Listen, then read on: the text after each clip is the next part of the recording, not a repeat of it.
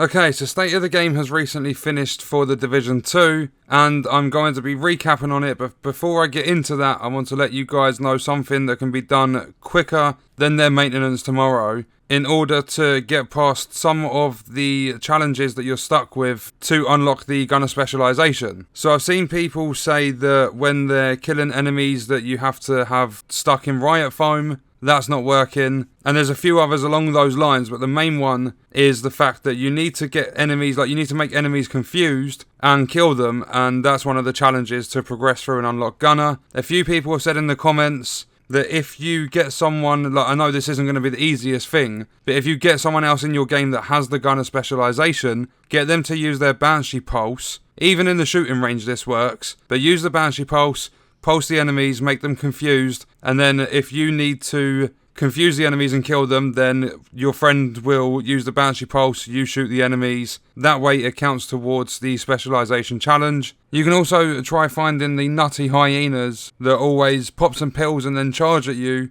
with their electrified batons. If you hit their weak point, which I believe is a bag on their side, you can make them confused. And also if you run the Grand Washington Hotel mission, in the first room there are a lot of containers, like canisters, that if you explode them, the enemies become confused. So you could essentially do that first part, come out of the mission, do the first part again, basically farm that over and over. But there's a few things I'd like to talk about. One being the wildlife, so the dogs and the deer that run around the open world. Apparently, if you kill them, it builds up your bar and you can eventually get Specialization ammo to drop off them. Although the other side of that is that a lot of people can't actually pick up their Specialization ammo. Then we also have a lot of things that need to be fixed, but they haven't spoken about them, and there's a load of stealth nerfs and buffs and stuff that come into the game with TU4. To start off, Buddy and Lucy, when you're fighting them bosses in the raid, Buddy's healing phase has been buffed to the point where someone said, even with their entire group of 8 players, laying DPS, just firing round after round into Buddy, whilst he's healing, you cannot counter that healing phase. I don't know why they've touched any of the bosses in the raid. People have just started getting used to the mechanics and completing it and stuff. And I mean, I've seen someone say that they've gone through the raid about 5 or 6 times now, haven't had the Eagle Bearer drop once. But now they've made it to the point where the third boss, the penultimate one, isn't as easy as it was before, so they made it even harder, to the point where a lot of players cannot do it at all now. But then alongside that, there's a new bug that's come along with the specializations. Apparently there's some sort of a glitch you can do where you can go into the raid and you can have 140 grenades for your grenade launcher specialization, 140 crossbow bolts, 140 rounds with attack 50. Basically any specialization, there's a way to apparently glitch it so you can get 140 rounds. So you could just abuse that and get past the raid.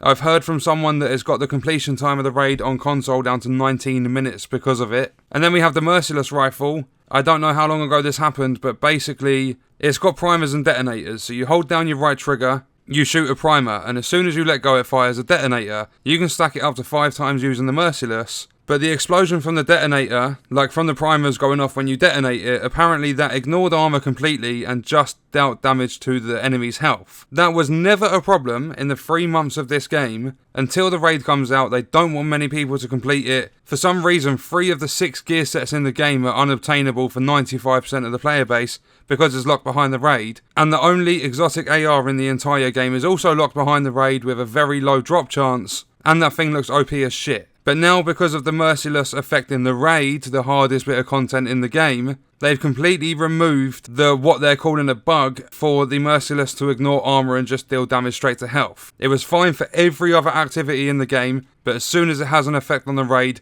they take it out. They basically remove it and just kill it off. With their maintenance tomorrow, I'm not sure if even half the fixes are going to be followed through, but they've already delayed it by, I think it's 4 hours or something like that. I can't remember the time, but they've already delayed the maintenance for tomorrow, so it's going to be later than expected. And there wasn't really much else being spoken about. They were talking about things related to Title Update 5, and they're going to be getting different people on next week to talk about some of the certain things in the game that people are complaining about. Even though Hamish said, and he stated very clearly, that the bullet registration was only a problem in the shooting range, he said that for 2 weeks in a row.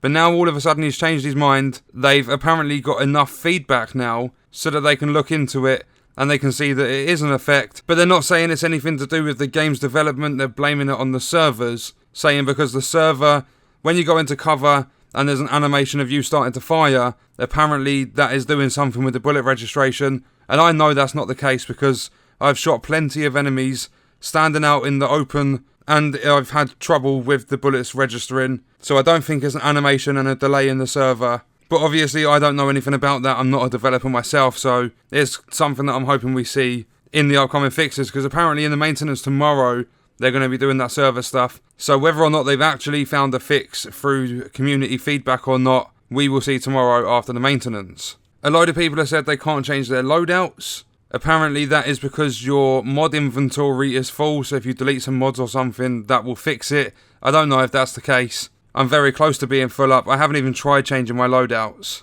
But there's basically a ton of bugs in the game at the moment after them fixing about 70. As I said in a previous video, a lot of the bugs they fixed will seem irrelevant to the player. Not only all of this, but a lot of people in the comments have said that they can't even use their grenades. So I don't know if that's had any attention paid to it. It wasn't mentioned in State of the Game, so I don't know if it's going to be fixed tomorrow. All we can do is wait, hope and pray, and find out. And one thing I'd like to talk about is how many people are telling me that purple has better percentages for their stats because it rolls with less stats than high end. Yes, I know that's exactly how it works, but should it really work that way? You go into a looter shooter where all of the loot is tiered, and you're telling me it should work to where the second highest tier is more powerful for stats than the first. And yes, I know you can recalibrate, but you can only recalibrate one stat on each piece of gear. Gear is very hard to find with set stats and things on it. And not just that, I personally think whether or not you have 1 or 25 stats on a piece of gear, high end